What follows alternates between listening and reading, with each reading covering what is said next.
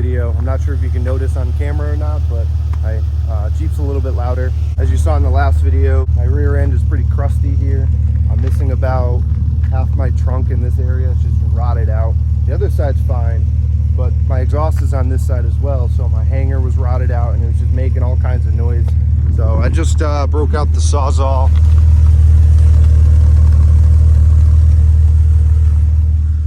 And cut it right after that second muffler, so it's not really that much louder, but it's got a little bit more of a rumble to it. All right, so I just got home and something showed up. It's kind of weird that they're not in a box. They were just chilling here just like this. Not even joking, but yeah, got some leaf springs for the green Jeep. I literally ordered these 2 days ago on Amazon and they're here. Oddly enough, these leaf springs go for like 200 bucks a piece if you were to buy them on like Quadratech or Rubicon Express. They're 200 a piece, but on Amazon right now, they're like 40% off. Well, it's like 50% off because they're like $109 right now. So if you guys need some leaf springs, it's not a promo. I'm not promoting anything. I'm just letting you know. They're on Amazon right now for 100 bucks. So if you have a 3.5-inch lift on your Jeep, Rubicon Express, those are on sale right now for 100 bucks a piece. I don't have to worry about that broken leaf spring over there. This side's not bad, but I figured I'd buy two because why not? I figured I won't be cheap. I'll just buy two instead of just buying the one. And I want one brand new leaf spring because I actually bought this Jeep with the same lift kit that's on it, same leaf springs, same front coils. So yeah, 2 new leaf springs going on this Jeep. This Jeep also needs some leaf springs. They're pretty sacked out. If you notice, this one's straight and this one's kind of crooked a little bit.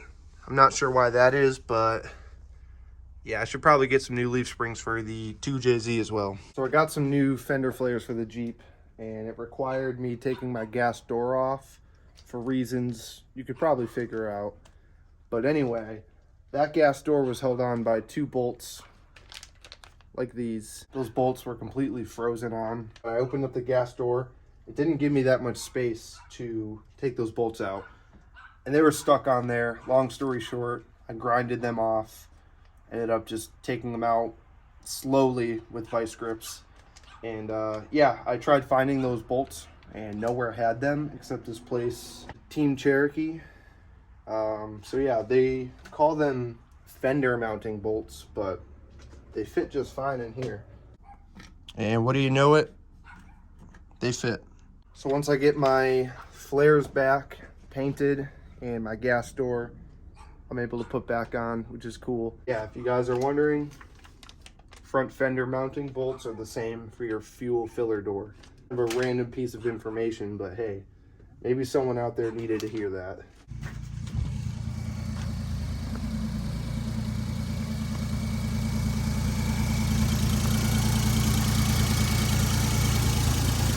In today's video, I'm going to be taking you guys on a little ride in the 2JZ swap Jeep Cherokee. A lot of people requested it, and I got myself a little mount for my phone, so I'm going to take you guys on a ride today and show you how exactly this thing handles. Keep in mind that this thing needs to get tuned, so it's not crazy fast yet, but it will be. Join me for a little ride in the 2JZ XJ, and let's go see what today brings us. She's just about warmed up here. If you guys don't know, this is just a Samsung tablet that is connected via Bluetooth to my ECU. That little light thing in there is just a little plug-in adapter for the Megasquirt 3, and that allows me to display everything on this Samsung tablet. So I got boost, mile per hour, RPM, throttle position, MAT, coolant temp, AFR, spark table, oil pressure. Although I don't know how accurate these two are. All right, so I'm not sure how well this mount is gonna work. It's pretty legit, so it should stay up there, but I don't know about the wobbliness of the video, so. All right, let's get going.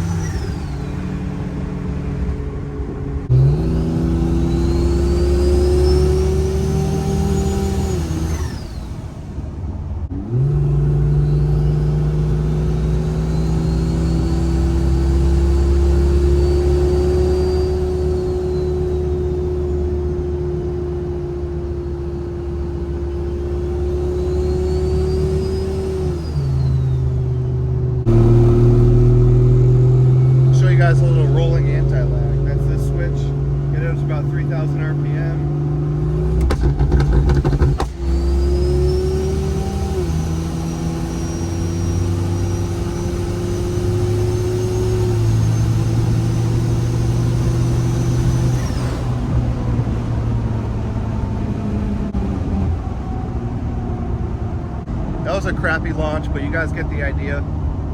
It basically just allows you to build boost without increasing speed, and as soon as you release that switch, you launch basically. It's like a rolling anti-lag switch. I hit it a little too late there, that's why it backfired, and I think I hit boost cut.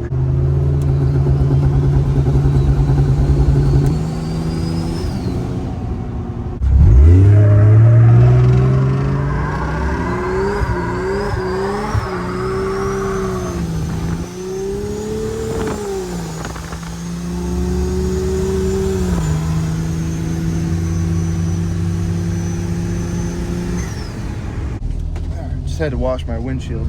It's filthy. No windshield wiper fluid on this either. But you don't need that.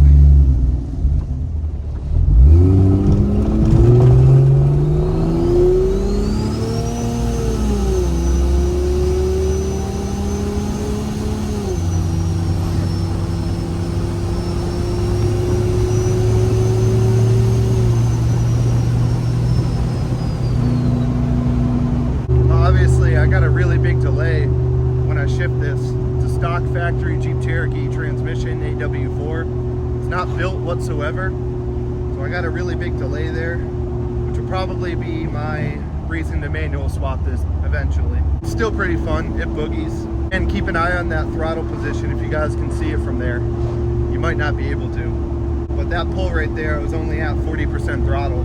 I have to limit myself because I keep an eye on my boost. As soon as it starts to get up to 8 psi, I know I gotta let up off the gas a little bit. So what's really cool about this Jeep is it doesn't get death wobble. The steering's actually pretty decent. I don't want to say it's great. I'd say it's decent. Got to dodge these fucking potholes. But yeah, there's times on the highway where if I let go of the wheel, it'll just start wandering. And I thought maybe I just need an alignment, but it doesn't seem to be consistent on which way it pulls. Sometimes it'll pull to the left, sometimes it'll pull to the right. So, I don't know, maybe it's just the steering setup that I have. They are Heim joints. Oh, look at that, a fellow XJ. You can hear that bitch screaming from here. Sounds like a fan belt.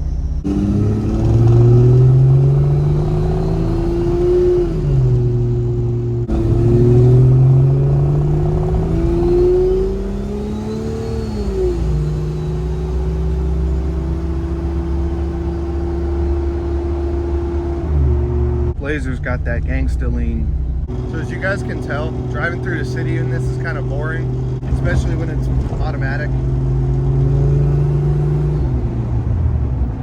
And when you're stuck behind slow pokes like this.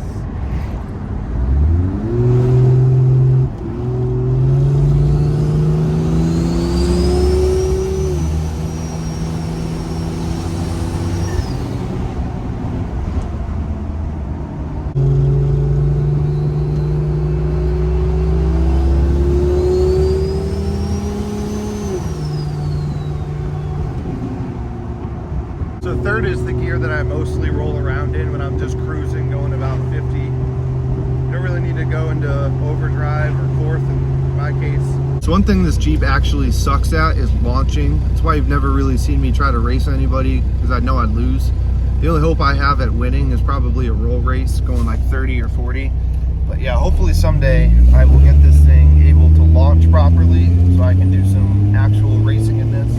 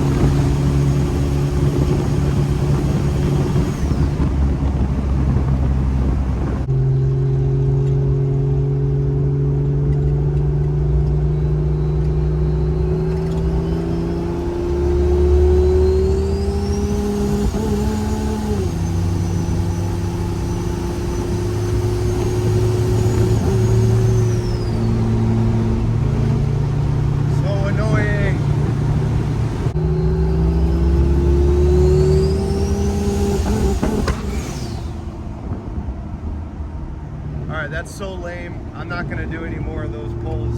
I think you guys get the idea. I need a tune really bad. All right guys, I'm gonna end the video there. I'm not gonna piss this thing off more than it already is. As you can tell, that boost cut, it ain't good for it. It's not fun either. There's no point of driving this thing if it just keeps hitting boost cut. And I can't get anything over 4,500 RPMs. Looks like around 9.5 pounds of boost is when it happens. So probably not gonna film any more driving videos until I get this tuner sorted out. It's been a real struggle trying to find a tuner for this thing. I don't know what it is, but not gonna give up. I'm gonna get this thing tuned and eventually bounce this thing off rev limiter and give you guys exactly what you want. I know that's what everyone wants to see. So until then, yeah, we will catch you guys on the next video. Appreciate you for watching. Like, comment, subscribe, and have a great day.